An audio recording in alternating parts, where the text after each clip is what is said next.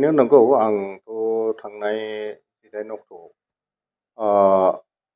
बै इउपिपिएलआव माने जइन जादोंमोन आरो जइन जाखांनायनि उनावनो जोंनि जे पार्टिनि हाइकमान्ड बिथाङा इउपिपिएल सेन्ट्रेल कमिटिनि भाइस प्रेसिडेन्ट हिसाबै आंखौ एपइन्ट खालायबाय थ' आंबो माने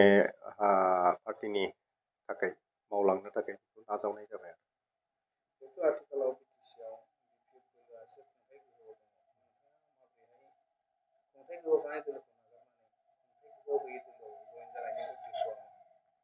आसलते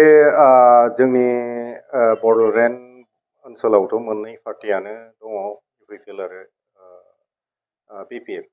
दा जोङो नेशनेल पार्टियाबो हयथ' दंफायो बेहाय बिजेपि बा कंग्रेस नाथाय जुदिও गोबां माने दोलो दंब्लाबो माने माखासे जे आइडिय'लजि पार्टिनि जे आइडिय'लजि पार्टिनि जे डिसिप्लिन पार्टिनि खामानि मावनायनि गासैबो जे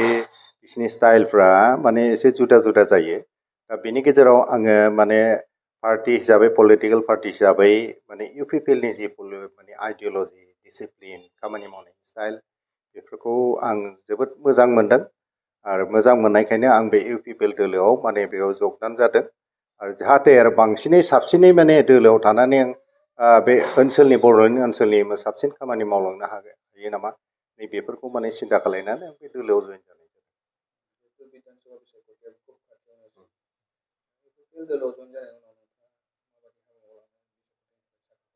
आच्छा आसलते बे फैगौ बे बिसायख'थि जे माने एसेमब्लि बिसायख'थियाव बेखौ लोब्बा लानानै माने एसे जइन खालायनायाबो बेबादिनो थांनाय बादि जों बुंजायो मानो होनोब्ला माने एसे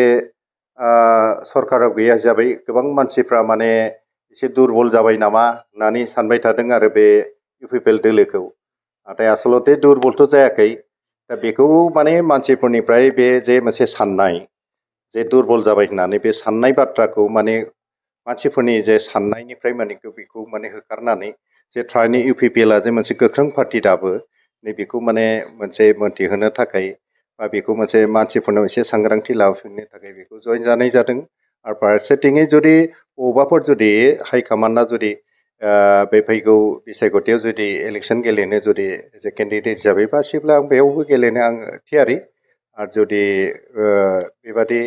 बिसायख'थियाव गेलेनो बेबादि जायगा गैयाबा बेवहायबो खुनु प्रब्लेम गैया आंहा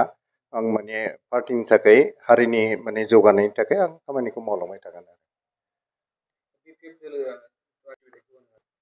आसलते जोंथ' बिपिएफनि जे मावनायफोरखौथ' जोङो थांनाय 17 इयार्सआव जोङो नुबोखादों आरो गेजेराव जों बोसोरबाल'सो जों मोनाखै थ' दाबो जोङो सानदों मा बे दानि जे गोदान गभर्नमेन्टआव एसे सोलायनाय फैगोन नामा सानदोंमोन